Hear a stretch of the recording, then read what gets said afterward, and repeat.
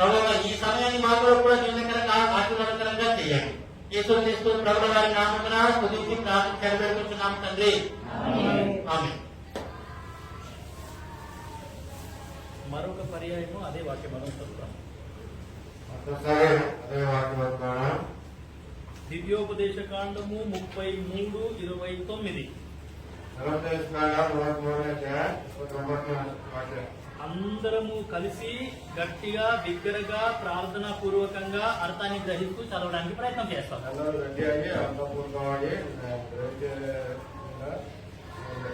ద్వితీయోపదేశ కాండము 33:29. ఇశ్రాయేలు నీ భాగ్యం ఎంత గొప్పది, యెహోవా రక్షించిన నిన్ను పోలిన వాడెవడు, ఆయన నీకు సహాయకరమైన కీడును నీకు ఔన్నత్యమును కలిగించు ఖడ్గము, నీ శత్రువులు నీకు లోపడినట్లుగా వారు వేషము వేయురు, నీవు వారి ఉన్నత స్థలములను త్రొక్కుదువు. ఈ యొక్క కూలని ఇటువైపు తిప్పండి, వాళ్ళకి చెప్పండి. ఆ కూలని వాళ్ళకి చెప్పండి. అది సిస్టర్ తిప్పండి. చదువుకున్న లేఖన భాగం దేవుడు మార్పులు తెలియజేయగలరా?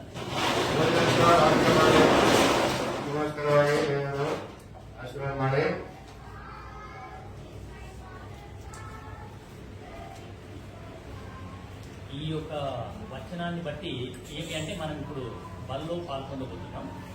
ఈ వచనాన్ని మేజిన బాగా వచ్చిన గొప్పదేవు. ఇదేదో ఆచారం కాదు, ఇదేమో ఆచారం వల్ల, ఇదేదో అలవాటు కాదు, ఇదే రూఢి వల్ల, ఇదేదో పద్ధతి కాదు, ఏనో పద్ధతి అలేదు. సో ఇందులో ప్రతి వారం పాలు పొందుతున్నాను, నేను కూడా ఈ వారం కూడా పొందుతానులే అని అనడానికి వీల్లేదు. అదే ప్రతి వారం బాగా వస్తే అలా ఈ వారం బాగా వచ్చారంటే ఇంక అనుకోవడం. సో ఈ యొక్క బల్ల అనేది ఆరాధనకి సాదృశ్యము. ఈ ಒಂದು మేజు సాదృశ్య. అందుకే ఆదివారం రోజు మాత్రమే ఈ యొక్క బల్ల ఉంటుంది. భానువారం మాత్రమే ಒಂದು మేజ్ ఇರ್ತದ.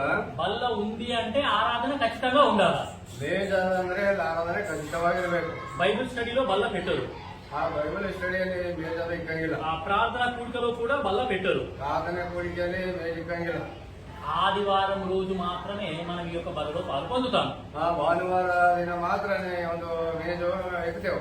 సరే, వాచ్ నైట్ సర్వీస్ అంటే అది సంవత్సరం అంతం కాబట్టి సంవత్సరం అంతా దేవుడు కాపాడినాడని మనము వాచ్ నైట్ సర్వీస్ కి బల్ల పెడతాం. ಅದು ನಾವು ವಾಚ್ ನೈಟ್ ಸರ್ವಿಸ್ ಅಂತಂದ್ರೆ ಅದು ವರ್ಷದ 15 ದಿನ ಆಗಿರ್ತದೆ, ಅದಕ್ಕಾಗಿ ಅದು మేజ్ ఇస్తారు. అప్పుడు కూడా ఆరాధన ఉంటుంది, అవసరాలనే ఇರ್ತದೆ. సో బల్ల అనేది ఆరాధనకి సాదృశ్యము. ಅದು మేజ్ ಅಂದ್ರೆ ಒಂದು ಆರಾಧನೆಗೆ ಸಾದೃಶ್ಯ. ఆ బైబిల్లో ఆరాధన 2 రకాలు. ఆరాధನೆ 2 ತರವಾಗಿರ್ತಾವ బైబిల్ದಲ್ಲಿ. పాత నిబంధన కాలపు ఆరాధన అండ్ నూతన నిబంధన కాలపు ఆరాధన. ಹಳೆ ಒಡಂಬಡಿಕೆಯಲ್ಲಿ ಆರಾಧನೆ ಮತ್ತು ಹೊಸ ಒಡಂಬಡಿಕೆಯಲ್ಲಿ ಆರಾಧನೆ. మీ యొక్క దృష్టి వాక్యం పైన పెట్టండి. ನಿಮ್ಮ ಒಂದು ದೃಷ್ಟಿ ವಾಕ್ಯದ ಕಡೆ ಕೇಳಿ, దయచేసి వాక్యం వినండి. ದಯಮಾಡಿ ವಾಕ್ಯ ಕೇಳಿ. అటు ఇటు తిరగకండి, అటు ఇటు చూడకండి. ಆ ಕಡೆ ಈ ಕಡೆ ಹಂಗಾಗಿ ಆ ಕಡೆ ಈ ಕಡೆ ನೋಡ್ಬೇಡ್ರಿ. So please, it is my request, pay your 100% attention to word of God. ಆದ್ರೆ ಒಂದು ರಿಕ್ವೆಸ್ಟ್ ಏನಂದ್ರೆ ಆ ಕಡೆ ಈ ಕಡೆ ನೋಡ್ಬೇಡ್ರಿ, ಪೂರಾ 100% ವಾಕ್ಯ ದೃಷ್ಟಿ ಕಡೆ ಇರ್ರಿ. పాత నిబంధన కాలంలో భక్తులు చాలా అద్భుతంగా ఆరాధన చేసినారు. ಹಳೆ ಒಡಂಬಡಿಕೆಯಲ್ಲಿ ಭಕ್ತರು ಬಹಳ ಅದ್ಭುತವಾದ ರೀತಿಯಿಂದ ಆರಾಧನೆ ಮಾಡ್ಯಾರ. వాళ్ళు ఏ విధంగా ఆరాధన చేసినారో కొన్ని వచనాలు నేను మీకు చూపిస్తాను. ಅವ್ರು ಯಾವ ರೀತಿ ಆರಾಧನೆ ಮಾಡಿದ್ರೆ ಕೆಲವು ವಚನಗಳನ್ನು ತೋರಿಸ್ತಾರ. ఆ వచనాలు చూసి మనం ముందుకు వెళ్తాం. ఆ వచన ನೋಡಿ ముందుకు పోవಣ. అంటే ఎందుకు ఆరాధన గురించి వాక్యము ఈ వచనాలు చూపిస్తున్నామంటే, ఆరాధನೆ విషయంలో ಯಾಕೆ ಈ ವಾಕ್ಯ ತೋರ್ಲತ್ತಾರಂದ್ರೆ, దినాలు గడుస్తా ఉన్న కొద్దీ ఆ దినాలు కడితా ఉంటావ, దేవుని ప్రజలు దేవుణ్ణి ఆరాధన చేయడం మర్చిపోతున్నారు. ಹಾಗೆ ದೇವರ ಪ್ರಜೆಗಳು ದೇವರನ್ನು ಆರಾಧಿಸುವುದನ್ನು ಮರೆತು ಹೋಗ್ತಾ ಇದ್ದಾರೆ. సో ఈ యొక్క ఆరాధన అనేది టైం వేస్ట్ అని అనుకుంటున్నారు. ಈ ಆರಾಧನೆ ಮಾಡೋದು ಟೈಮ್ ವೇಸ್ಟ್ ಅಂತ ಹೇಳಿ ಕೆಲವರು ಅನ್ಕೋತಾರೆ. కాబట్టి వారు మందిరంలో కూడా ఆరాధన చేయరు, ಅವರು ಮಂದಿರದಲ್ಲಿ ಆರಾಧನೆ ಮಾಡಲ್ಲ, ఇంట్లో అసలే చేయరు. ఆ మగేదంతా సరే ఏం మాడాలి. సో కాబట్టి నీకు నాకు ఆరాధనకి ఉన్న ప్రాముఖ్యత అనేది తెలియాలా? ನಿನಗೂ ನನಗೂ ಆರಾಧನೆ ಏನನ್ನೋದು ಪ್ರಾಮುಖ್ಯತೆ ತಿಳಿಬೇಕು. ఎటువంటి దేవుణ్ణి నేను ఆరాధన చేస్తున్నాను అనేది నువ్వు నేను తెలుసుకోవాలి. ನಾನು ಎಂತ ದೇವರಿಗೆ ಆರಾಧನೆ ಮಾಡುತ್ತೆ ಅಂತ ಹೇಳಿ ನಾನು ನಿನ್ನ ತಿಳ್ಕೋಬೇಕದು.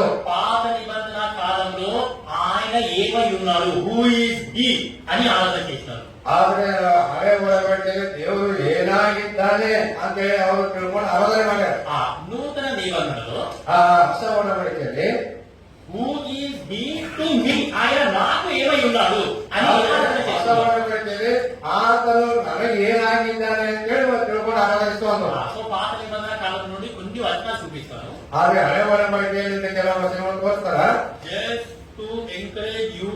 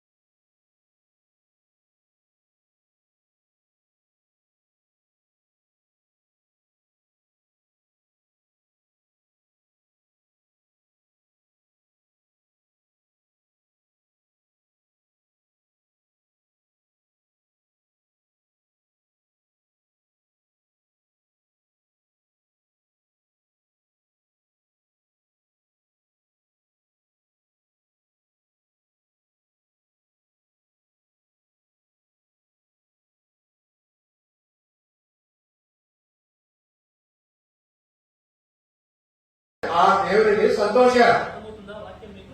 ಅರ್ಥ ಆಗತ್ತದ್ರಿ ವಾಕ್ಯ. మేలు చేయుట మానవ దేవుడు, ಆ ಮೇಲ್ ಮಾಡಲಾರ್ದೆ ಬಿಡಲಾರ ದೇವರು. ఆనందంగా మేలు చేసే దేవుడు. ದೇವರು ಬಹಳ ಆನಂದದಿಂದ ಮೇಲು ಮಾಡ್ತಾರೆ. నాకు సహాయం కావాలి అని ఎవరైనా బయట ఒక వ్యక్తి దగ్గరికి వెళ్తే, ನನಗೆ ಸಹಾಯ ಬೇಕಂತ ಹೇಳಿ ಯಾರಂತ ಹೊರಗೆ ಬೇರೆ ಮನುಷ್ಯನ ಹತ್ರ ಹೋದ್ರೆ ఒకసారి సహాయం చేస్తారు, రెండోసారి సహాయం చేస్తారు, ಒಂದ್ಸಾರಿ ಸಹಾಯ ಮಾಡ್ತಾರೆ, ಹೆಲ್ಪ್ ಮಾಡ್ತಾರ, ಮತ್ತೆ ಎರಡು ಸಾರಿ ಸಹಾಯ ಮಾಡ್ತಾರ. మూడోసారి వెళ్తే కొంచెం కోపగించుకుంటారు, తిడతారు, అయినా సరే మనోడే కదా అని ఏం చేస్తారు. ಆದ್ರೆ ಏನ್ ಮಾಡ್ತಾರೆ, ಮೂರನೇ ಸಾರಿ ಹೋದ್ರೆ ಕೆಲವು ಸಾರಿ ಸಿಟ್ಟು ಮಾಡ್ತಾರೆ, ಗುಣ ಮಾಡ್ತಾರೆ, ನಮ್ಮವರೇ ಇಲ್ಲ ಅಂತ ಹೇಳಿ ಇದು ಮಾಡ್ತಾರ. నాలుగోసారి కూడా హెల్ప్ కోసం ఆ వ్యక్తి దగ్గరికే వెళ్ళినాం అనుకోండి, ನಾಲ್ಕನೇ ಸಾರಿ ಹೆಲ್ಪಿಗಾಗಿ ಆ ಮನುಷ್ಯನ ಹತ್ರ ಹೋಗಿದೆ ಅಂತ ಹೇಳ್ಬಾರ್ದು. ఆయన పూర్తిగా మనల్ని తిట్టేస్తాడు, ಪೂರ್ತಿಯಾಗಿ ಪೂರ ಇದು ಸಿಟ್ಟು ಮಾಡ್ತಾರ, కోపగించుకుంటాడు, ಸಿಟ್ಟು ಮಾಡ್ತಾನೆ. నీ బతికే అడుగుతూనే బతకాడు, ಅದೇ ನೀನ್ ಬದುಕೆ ಹಿಂಗೇನಾ, జీవితాన్ని పడుకుంటూనే ఉంటా, ಬಿಡ್ಬೋದನೆ ಅಂತ. నీకు సహాయం చేయడానికి నేను తప్ప ఎవరు లేరా నీకు? ಅದೇ ನಾನು ಹೆಲ್ಪ್ ಮಾಡಕ್ ಒಬ್ಬನೇ ಇದ್ದೇನೆ, ಮತ್ತೆ ಯಾರು ಇಲ್ಲ. ಈಗ ತಗೊಂಡು ఇట్లా ఉంటుంది పరిస్థితి. ಹೇಗೆ ಇರ್ತದ పరిస్థితి. కానీ బైబిల్ గ్రంథంలో ఇప్పుడు మనం చదువుతున్న వచనం ప్రకారం బైబుల్ వచన ప్రకారವಾಗಿ ఆనందంగా మేలు చేసే దేవుడు, ఆనందವಾಗಿ మేలు ಮಾಡುವಂತ ದೇವರು. నీకు నాకు మేలు చేయాలంటే ఆ దేవునికి ఎంతో సంతోషం. ನಿನಗ ನನಗ ಮೇಲು ಮಾಡುವಂತ ವಿಷಯದಲ್ಲಿ ಆ ದೇವರಿಗೆ ಎಷ್ಟೋ ಸಂತೋಷ ಉಂಟಾಗ್ತದ. ఆ దేవుని హృదయం ఎంతో సంతోషం. ಆ ದೇವರ ಹೃದಯ ಬಹಳ ಆನಂದದಿಂದ ಉಂಟದ. నా పిల్లలకి నేను మేలు చేస్తున్నాను, ಹಾಗೆ ನನ್ನ ಮಕ್ಕಳಿಗೆ ನಾನು ಮೇಲು ಮಾಡ್ತಾ ಇದ್ದೇನೆ. కాబట్టి ఆనందంగా మేలు చేసే దేవుడు. ಆನಂದವಾಗಿ ಸಂತೋಷದಿಂದ ಮೇಲು ಮಾಡುವಂತ ದೇವರು. ఒకటి మేలు చేయుట మానని దేవుడు, ಒಂದು ಮೇಲು ಮಾಡಲಾರ್ದೆ ಬಿಡಲಾರ್ದ ದೇವರು. రెండవది ఆనందంగా మేలు చేసే దేవుడు. ಎರಡನೇದಾಗಿ ಆನಂದದಿಂದ ದೇವರು ಮೇಲು ಮಾಡುವಂತ ದೇವರು, ಹಿತ ಮಾಡುವಂತ ದೇವರು. పాత నిబంధన కాలంలో ఇట్లా ఆరాధన చేసినారు. ಆ ಹಳೆ ಮಾಡಬೇಕೆಯಲ್ಲಿ ಇಂತ ಆರಾಧನೆ ಮಾಡಿದ್ದಾರೆ. ప్రభువా నువ్వు మాకు సంతోషంగా మేలు చేస్తున్నావు. ಕರ್ತನೇ ನೀನು ಬಹಳ ಸಂತೋಷವಾಗಿ ನಾನು ಮೇಲು ಮಾಡ್ತಾ ಇದ್ದೆ. యెరెమీయా 32:42 తర్వాత వచనం. 32:42 ವಚನ. 32:42 ఇర్మియా. 32:42 యెహోవా ఇలాగూ సెలవిచ్చుచున్నాడు, నేను ఈ ప్రజల మీదికి ఇంత గొప్ప కీడు రప్పించిన రీతినే నేను వారిని గూర్చి చెప్పిన మేలంతటిని వారి మీదికి రప్పింపబోచున్నాను. ಯೆಹೋವನು ಇಂತನ್ನುತ್ತಾನೆ, ನಾನು ಈ ಜನರಿಗೆ ಇಷ್ಟು ದೊಡ್ಡ ಕೇಡನ್ನು ಬರಮಾಡಿದಂತೆ ವಾಗ್ದಾನ ಮಾಡಿದ ಎಲ್ಲಾ ಮೇಲನ್ನು ಬರಮಾಡುವೆನು. చెప్పిన మేలు ఖచ్చితంగా చేసే దేవుడు, ಆದರೆ ಹೇಳಿದಂತ ಮೇಲುಗಳು ಖಚಿತವಾಗಿ ನೆರವೇರಿಸುವಂತ ದೇವರು. మాట తప్పే దేవుడు కాదు. ಮಾತು ತಪ್ಪಾದಂತ ದೇವರಲ್ಲ. ఈ దేవుడు నీకు గనుక ఒక మేలు వాగ్దానం చేసినాడంటే ಈ ದೇವರು ನೀವು ವಾಗ್ದಾನ ಮಾಡಿದಾರಂದ್ರೆ ఆ మేలు ఖచ్చితంగా చేసే తీరుతాడు. ಆದ್ರೂ ಮೇಲು ಖಚಿತವಾಗಿ ಮಾಡಿ ಅಂತ ತೀರಿಸ್ತಾನೆ. చెప్పిన మేలు ఖచ్చితంగా చేసే దేవుని నువ్వు నేను నమ్ముకున్నాం. ಆದರೆ ಹೇಳಿದಂತ ಮಾತು ನೆರವೇರಿಸುವಂತ ದೇವರನ್ನು ನಾವು ನಂಬಿಕೊಳ್ಳೇವು. అందుకే ఇశ్రాయేలు నీ భాగ్యం ఎంత గొప్పది. ಅದಕ್ಕೆ ನೀವು ಎಷ್ಟು ಭಾಗ್ಯವಂತರು. యెహోవా రక్షించిన నిన్ను కోరిన వాడు ఎవ్వడు కూడా లేడు. లోకంలో ఎక్కడ తిరిగినా సరే నిన్ను కోరిన వాడు ఎవడు కూడా లేడు. ಜಯ ಹೊಂದಿರ್ತಾರೆ ನಿಮ್ಗಿಂತ ಶ್ರೇಷ್ಠರು ಯಾರು ಅಲ್ಲ. చెప్పిన మేలు ఖచ్చితంగా చేసేది. ಆದರೆ ಹೇಳಿದಂತ ವಾಗ್ದಾನ ಖಚಿತವಾಗಿ ನೆರವೇರಿಸುವಂತ ದೇವರು. ఈ లోకంలో మనం గమనిస్తాం కదా, ಈ ಲೋಕದಲ್ಲಿ ನಾವು ನೋಡ್ತೇವಲ್ಲ, ఎలక్షన్స్ టైంలో ಎಲೆಕ್ಷನ್ ಟೈಮ್ ನಲ್ಲಿ వాళ్ళు ఏం చేస్తారంటే ఊరంతా ప్రచారం చేస్తారు. ಅವರೆಲ್ಲ ಊರೆಲ್ಲ ಪರಿಚಯ ಮಾಡ್ತಾರೆ. మా గుర్తుకు గుద్దండి, ನಮ್ಮ ಒಂದು ಗುಂಡಿಗೆ ವೋಟ್ ಹಾಕ್ರಿ, నమ్మ నిశానిಗೆ ఓట్ ಹಾಕ್ರಿ, ಆ, మేము మీకు మేలు చేస్తాం. ನಾವು ನಿಮ್ಗೆ ಮೇಲ್ ಮಾಡ್ತೇವೆ. ఈ గుర్తుకు ఓటేస్తేనే మీకు మేలు జరుగుతుంది. ಆದ್ರೆ ಈ ಗುರ್ತಿಗೆ ಮಾತ್ರ ನೀವು ವೋಟ್ ಆದ್ರೆ ನಾವು ಮೇಲ್ ಮಾಡ್ತೇವೆ. వేరే గుర్తుకు ఓటేస్తే నీకు మేలు జరగదు. ಆದ್ರೆ ಬೇರೆ ಗುರ್ತಿಗೆ ವೋಟ್ ಆದ್ರೆ ನೀವು ಮೇಲ್ ಮಾಡಲ್ಲ. ఊరంతా ప్రచారం చేస్తారు. ಆ ಊರೆಲ್ಲ ಪರಿಚಯ ಮಾಡ್ತಾರೆ. సరే, వాళ్ళు చెప్పిన మేలు ఖచ్చితంగా చేస్తారో చేయరో నాకైతే తెలియదు, కానీ ಆದ್ರೆ ಅವ್ರು ಹೇಳಿದ ಪ್ರಕಾರ ಅವ್ರು ಮಾಡ್ತಾರೋ ಮಾಡೋದು ನನಗಂತೂ ತಿಳಿಯೋದು. ఈ దేవుని గురించి మాత్రం నాకు తెలుసు. ಆದ್ರೆ ಈ ದೇವರ ವಿಷಯ ಮಾತ್ರ ನನಗೆ ಗೊತ್ತು. చెప్పిన మేలు ఖచ్చితంగా చేసే దేవుడు, ಆದ್ರೆ ಹೇಳಿದಂತ ಮೇಲು ಮಾಡುವಂತ ದೇವರು. పాత నిబంధన కాలంలో భక్తులు ఈ విధంగా ఆరాధన చేశారండి ఈ దేవుణ్ణి. ಆದ್ರೆ ಹಳೆ ಒಡಂಬಡಿಕೆ ಕಾಲದಲ್ಲಿ ಈ ರೀತಿ ನಾವು ಆರಾಧನೆ ಮಾಡ್ಯಾರ ದೇವರಿಗೆ. దేవునివి. ಆದರೆ ದೇವರೇ ಹಿತ ಮಾಡಲಾರದೆ ಬಿಡುವಂತ ದೇವರು, ప్రభువా నువ్వు సంతోషంగా మేలు చేసే దేవునివి. ದೇವರೇ ಆನಂದದಿಂದ ಹಿತ ಮಾಡುವಂತ ದೇವರು, ప్రభువా నువ్వు చెప్పిన మేలు ఖచ్చితంగా చేసేది. ಕರ್ತನೆ ನೀನು ಹೇಳಿದ ವಾಗ್ದಾನ ಪ್ರಕಾರವಾಗಿ ಮೇಲು ಮಾಡುವಂತ ದೇವರು. ఇర్మియా 31:14 ఒక్క పేజీ వెనక్కి తిప్పండి బైబిల్. ಅದೇ 32, 14, 31, 14, 31, 14. 31, 14. ప్రభువుతో యాజకులను సంతోషపరచెదను, నా జనులు నా ఉపకారములను తెలుసుకొని తృప్తి నొందుదురు, ఇదే యెహోవా వాక్కు. ಯಾಜಕರನ್ನು ಮುಷ್ಟಾನ್ನ ಭೋಜನದಿಂದ ತೃಪ್ತಿಗೊಳಿಸೆನು, ನಾನು ಅನುಭವಿಸುವ ಮೇಲನ್ನು ನನ್ನ ಜನರ ಸಮೃದ್ಧಿಯಾಗಿ ಅನುಭವಿಸುವ, ಇದು ಯೆಹೋವನ ನುಡಿ. తృప్తిగా మేలు చేసే దేవుడు. ಆದರೆ ತೃಪ್ತಿಯಾಗಿ ಮೇಲು ಮಾಡುವಂತ ದೇವರು. నువ్వు నేను తృప్తి చెందే అంత వరకు ఈ దేవుడు మేలు చేస్తూనే ఉంటాడు. ನಾವು ನೀವು ತೃಪ್ತಿ ಹೊಂದುವವರೆಗೂ ಈ ದೇವರು ಮೇಲು ಮಾಡುವಂತ ದೇವರು. ప్రభువా నువ్వు నన్ను చాలా అద్భుతంగా ఆశీర్వదించినావు. ಆ ಕರ್ತನೆ ನೀನು ನನಗೆ ಬಹಳ ಅದ್ಭುತವಾಗಿ ಆಶೀರ್ವಾದ ಮಾಡಿದೆ, నన్ను ఆశీర్వదించినావు, ನನ್ನನ್ನು ಆಶೀರ್ವಾದ ಮಾಡಿದೆ, నా పిల్లలను ನನ್ನ ఆశీర్వదించినావు, ಮಕ್ಕಳನ್ನು ಆಶೀರ್ವಾದ ಮಾಡಿದೆ, నా పనిని ఆశీర్వదించినావు, ನನ್ನ ಕೆಲಸವನ್ನು ಆಶೀರ್ವಾದ ಮಾಡಿದೆ, నా బిజినెస్ ఆశీర్వదించినావు, ನನ್ನ ಬಿಸಿನೆಸ್ ಆಶೀರ್ವಾದ ಮಾಡಿದೆ, నా సంఘాన్ని ನನ್ನ ఆశీర్వదించినావు, ಸಭೆಯನ್ನು ಆಶೀರ್ವಾದ ಮಾಡಿದೆ, నా యొక్క ఆత్మీయ జీవితాన్ని ನನ್ನ ఆశీర్వదించినావు. ಒಂದು ఆత్ಮೀಯ ಜೀವಿತವನ್ನು ಆಶೀರ್ವಾದ ಮಾಡಿದೆ, మై గ్రాండ్ చిల్డ్రన్, నా మనమండు మన్మరాళ్ళు అందరినీ ನನ್ನ ఆశీర్వదించినావు. ಮಕ್ಕಳನ್ನು ಆಶೀರ್ವಾದ ಮಾಡಿದೆ. ఇక నువ్వు నన్ను ఆశీర్వదించడం ఆపేయి. ಏನೋ ನೀನು ಆಶೀರ್ವಾದ ಮಾಡೋದು ಬಿಡೋದಿಲ್ಲ. ఆపేయి. ಆ, ఇక నువ్వు నన్ను ఆశీర్వదించడం ఆపేయి అని నువ్వు అనేంత వరకు నీకు మేలు చేసేది. ಆದ್ರೆ ದೇವರಿಗೆ ಆಶೀರ್ವಾದ ಸಾಕು ಅಂತ ನಿಲ್ಲಿಸ್ಬಿಡು ಅಂತ ಹೇಳುವವರೆಗೂ ದೇವರು ನಿಲ್ಲಿಸಂಗಿಲ್ಲ. సాకప్ప నిన్న మేలు కలిగే సాకు, నువ్వు నన్ను ఆశీర్వదిస్తులే రొద్దు ఆపే, నువ్వు ఆశీర్వదించడం ఆపే అని నువ్వు నేను అనేంత వరకు మేలు చేసే దేవుడు. ಆದ್ರೆ ದೇವರು ಈಗ ಆಶೀರ್ವಾದ ಮಾಡ್ತಾ ಬಂದಿದೆ, ಈಗ ನನಗೆ ಸಾಕು ಆಶೀರ್ವಾದ ಮಾಡೋದು ಬಿಡು ಎಂಬವರೆಗೂ ದೇವರು ಬೆಳೆಗಿಲ್ಲ. ಯಾರಿಗೆಲ್ತದೆ ಆ ಮಾತು? ಅಪ್ಪ ಸಾಕಪ್ಪ ನಿನ್ನ ಮೇಲು, ನಿನ್ನ ಆಶೀರ್ವಾದ ಸಾಕರಿ, ಈಗ నువ్వు ಆವಿಕೋ ಅನಾಡ್ರ ఎవరండి? ಆದ್ರೆ ಯಾರಾದ್ರೂ ನಿನ್ನ ಆಶೀರ್ವಾದ ಸಾಕು ಈಗ ನಿಲ್ಲಿಸ್ಬಿಡು ಅಂತ ಹೇಳಿ ಯಾರು ಅಂತಾರ? అందుకే ఫస్ట్ ఏం చెప్పినా మాట ಫಸ್ಟ್ ಏನ್ ಹೇಳಿದಾರೆ ಮಾತು? మేలు చేయుట ಮೇಲು ಮಾಡೋದು మాననిదే. ಬಿಡಲಾರಂತ ದೇವರು. నువ్వు ఆ మాట పలికేదాకా నీకు మేలు చేస్తాడు. ಆದ್ರೆ ನೀನು ಆ ಮಾತು ಹೇಳುವವರೆಗೂ ದೇವರು ಹಿತವನ್ನೇ ಮಾಡ್ತಾರೆ. తృప్తిగా మేలు చేసేది. ಆದ್ರೆ ತೃಪ್ತಿ ಹೊಂದುವವರೆಗೂ ದೇವರಿಗೆ ಮೇಲು ಮಾಡ್ತಾರೆ. నువ్వు తృప్తి ఎంత ఇస్తే నువ్వు తృప్తి చెందుతావు.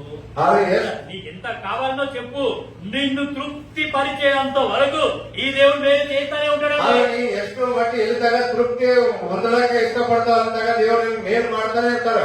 అందుకే ఇశ్రాయేలు నీ భాగ్యం ఎంత గొప్పది.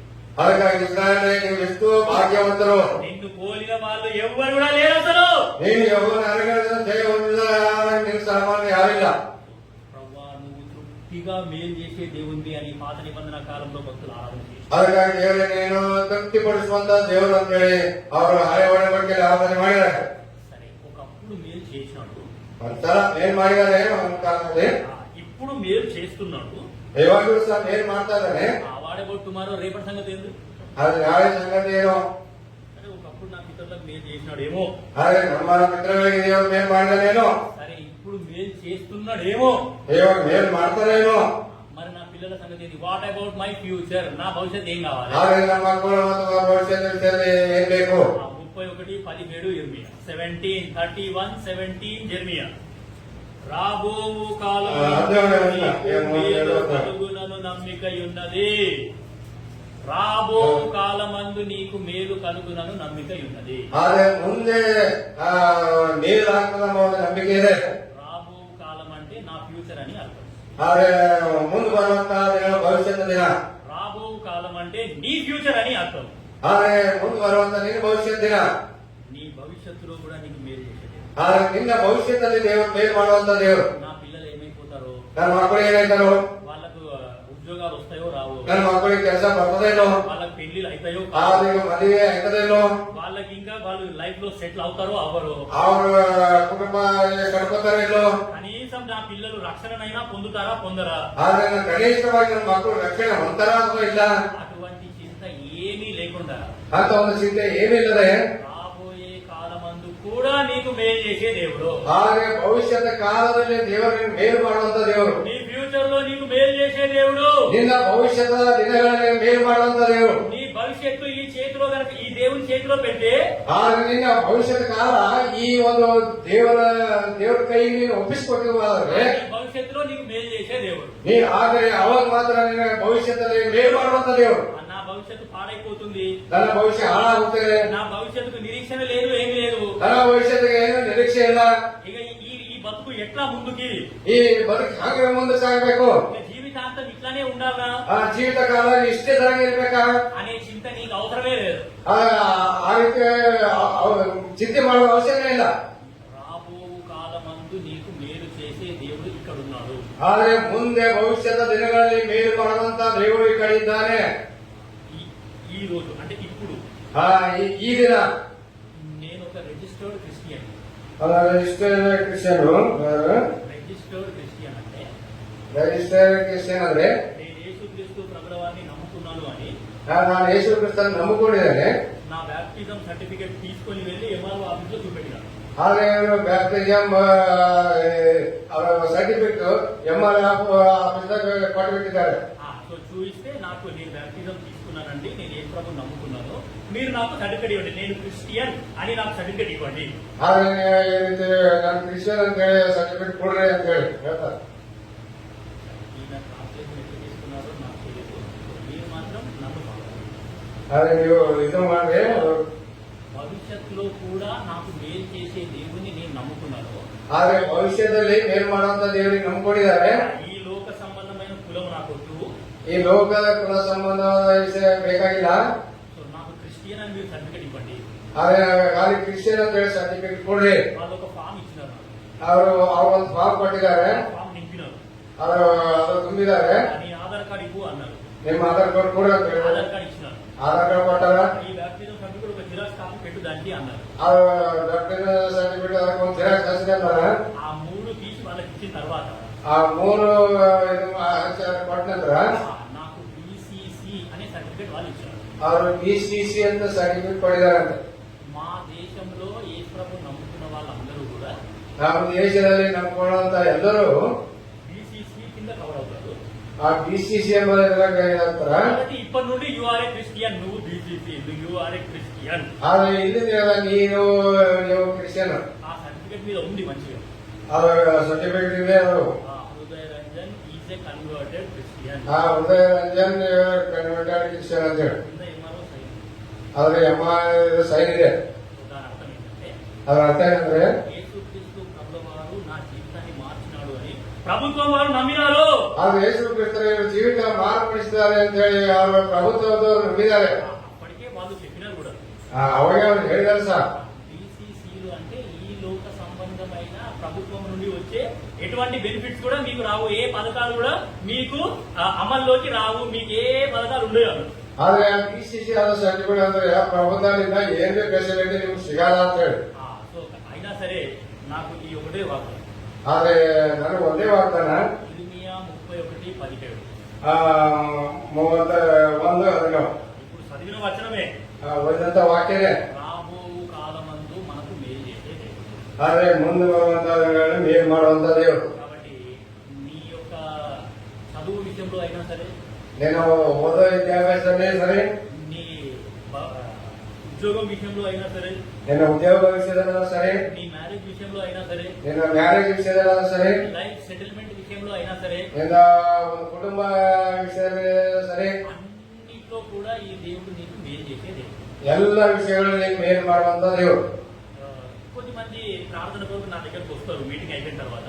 ಮೀಟಿಂಗ್ ನಂತರ ಕೆಲವು ಜನರು ಪ್ರಾರ್ಥನೆಗೆ ಬರ್ತಾರ. మా అమ్మాయికి పెళ్లి సంబంధం చూస్తున్నామండి, ప్రార్థన చేయండి అని ಅಂటారు. ನಮ್ಮ ಇದು ಮ್ಯಾರೇಜ್ ನೋಡ್ತಾ ಪ್ರಾರ್ಥನೆ ಮಾಡೋದು ಬರ್ತಾರ. నేను వాళ్ళకు ఇదే వచనం ఇస్తాను. ನಾನು ಇದೇ ವಾಕ್ಯ ಕೊಡ್ತೇನೆ ಅವ್ರಿಗೆ. యూ క్లెయిమ్ జెర్మియా 31:17 రాబోయే కాలమందు దేవుడు నీకు ఖచ్చితంగా మేలు చేస్తాడు. ಆದ್ರೆ ನೋಡ್ತೇನೆ 17 ಮುಂದೆ ಭವಿಷ್ಯದಲ್ಲಿ ದೇವರು ನಿನಗೆ ಮೇಲ್ ಮಾಡ್ತಾರ ಅಂತ ಹೇಳಿ. కొద్దిమంది వాళ్ళ పిల్లలను తీసుకొని వచ్చి, ಕೆಲವರು ಮಂದಿ ಮಕ್ಕಳನ್ನು ತೆಗೆದುಕೊಂಡು ಬಂದು, మా పిల్లలు మంచిగా చదువుకున్నారు కానీ ಆದ್ರೆ ನಮ್ಮ ಮಕ್ಕಳು ಒಳ್ಳೆಯ ರೀತಿ ಓದ್ಕೊಂಡಾಗ వాళ్ళకి ఇంకా ఉద్యోగాలు రావట్లేదు, ಇನ್ನಕ್ಕೆ ಕೆಲಸ ಸಿಕ್ಕಿಲ್ಲ. ఇప్పటికీ చదువు అయిపోయి 2 సంవత్సరాలు అయిపోయింది.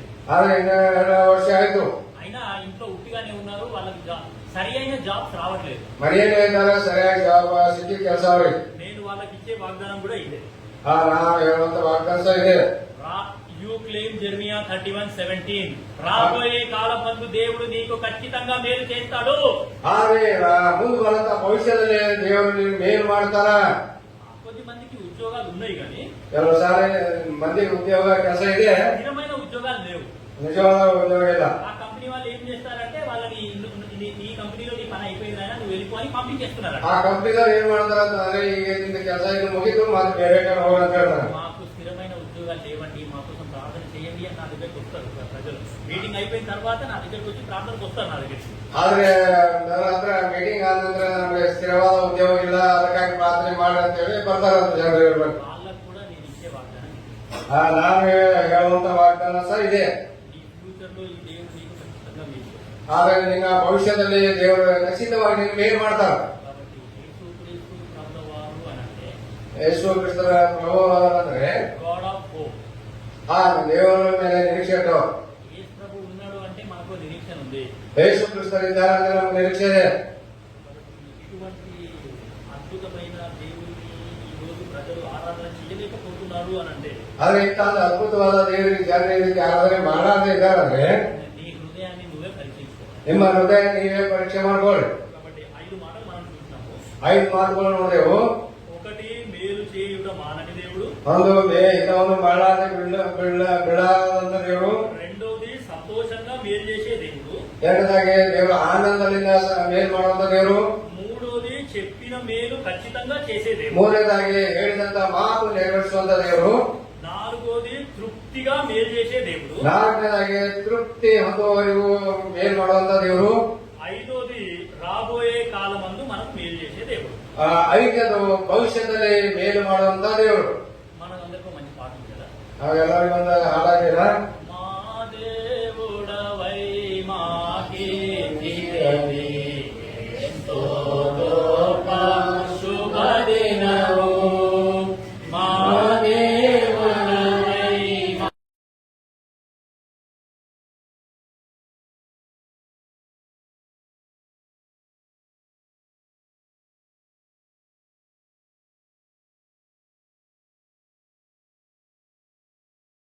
చేయుటకు మేమందరము ఉత్సాహించి సంతోషించెదము.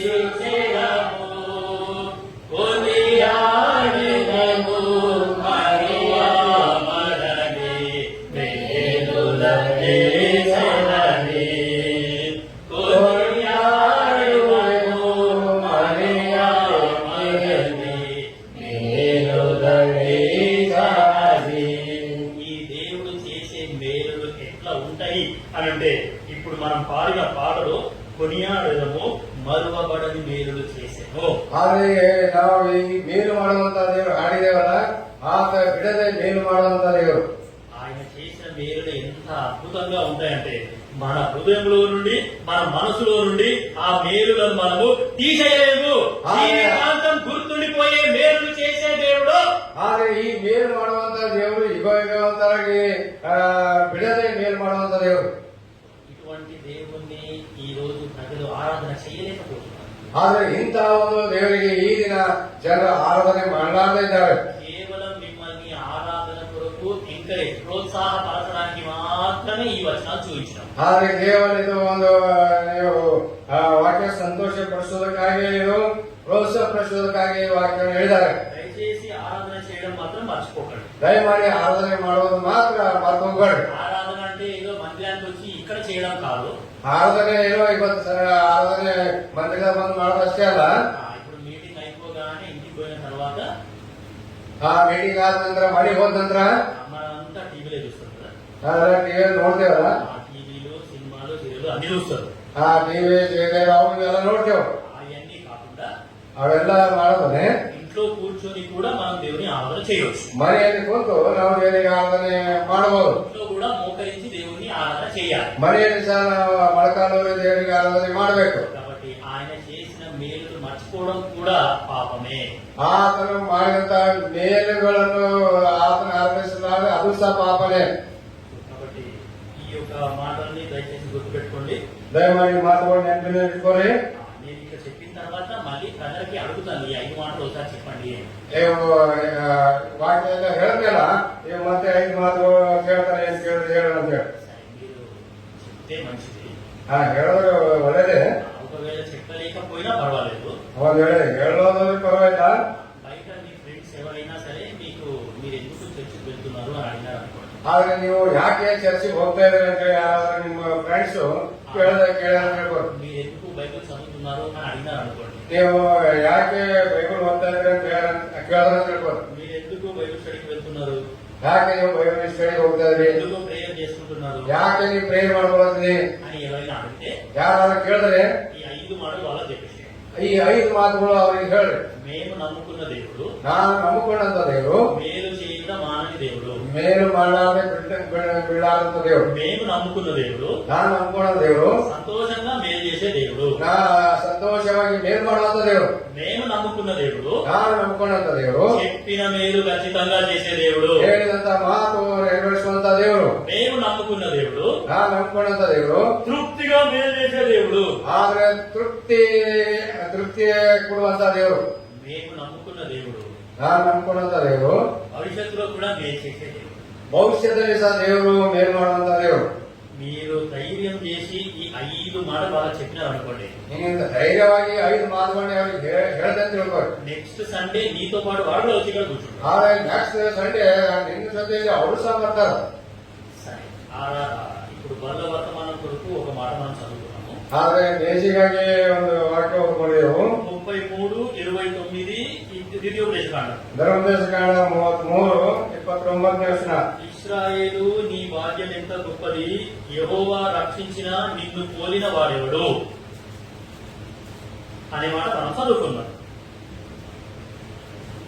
ಇಸ್ರಾಯೇಲ್ ನೀವು ಎಷ್ಟು ಧನ್ಯರು, ನಿಮ್ಮಷ್ಟು ಭಾಗ್ಯವಂತರು ಯಾರಿದ್ದಾರೆ. సో కాబట్టి రక్షణ అనే మాట చాలా ప్రాముఖ్యం. ರಕ್ಷಣೆ ಎಂಬ ಮಾತು ಬಹಳ ಪ್ರಾಮುಖ್ಯವಾದದ್ದು. ఎక్కడికి వెళ్ళినా సరే ఫస్ట్ రక్షణ గురించే చెప్తాను. ಎక్కడ ಹೋದ್ರೂ ಸರಿ ನಾನು ಫಸ್ಟ್ ರಕ್ಷಣೆ ವಿಷಯ ಹೇಳ್ತೇನೆ.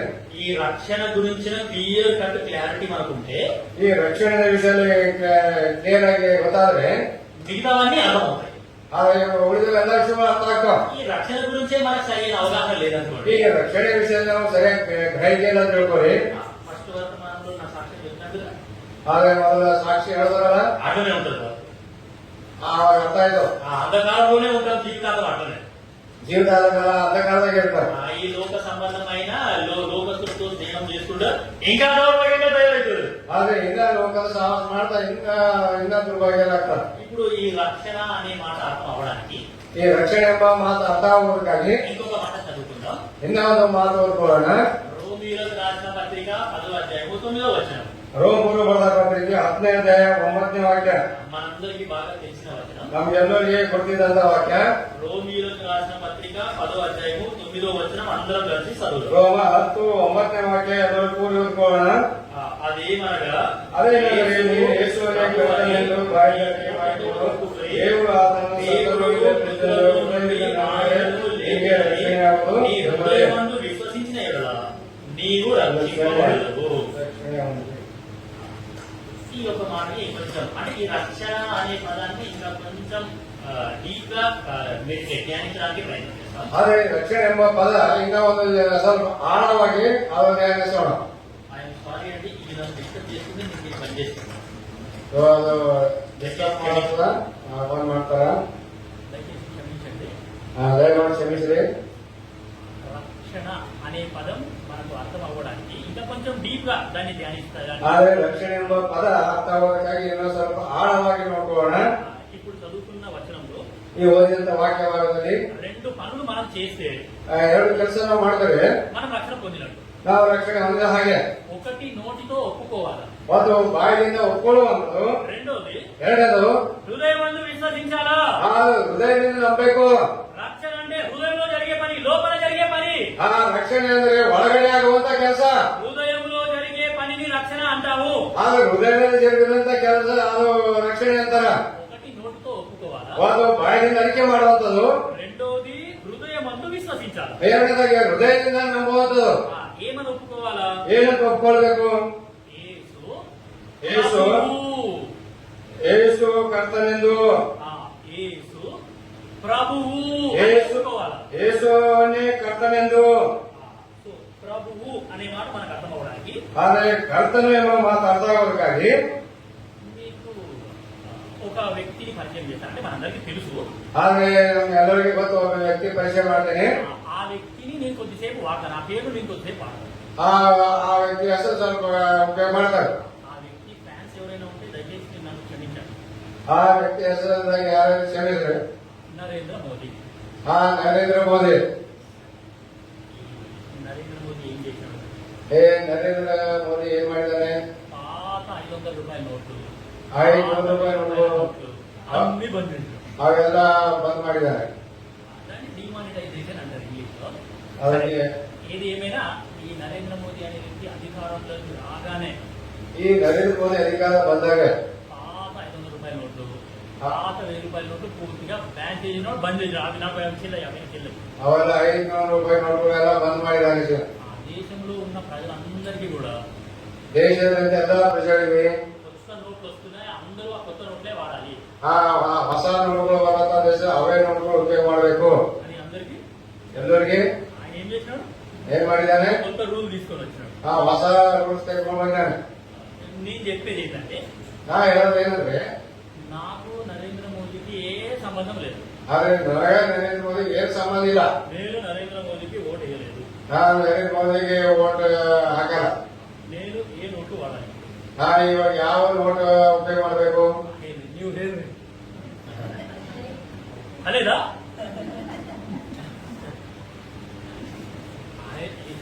సరే, ఇప్పుడు మనం అంటే ఏమంటున్నాం? ఇప్పుడు నేను హైదరాబాద్ నుంచి వచ్చినాను.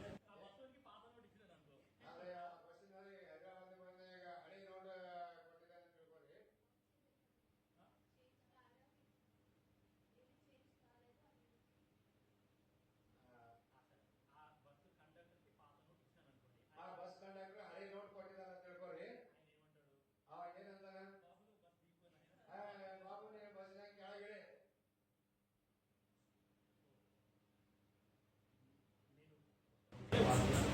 ಆದ್ರೆ ಹೊಸ ನೋಟೇ ನಾವು ಉಪಯೋಗ ಬಳಕೆ ಮಾಡ್ತಾ ಇದ್ರಿ. మీరు కూడా కొత్త నోటే మార్చారు. ನೀವು ಹೊಸ ನೋಟೇ ಬಳಕೆ ಮಾಡ್ತಾ ಇದ್ರಿ. నేను ఆ కండక్టర్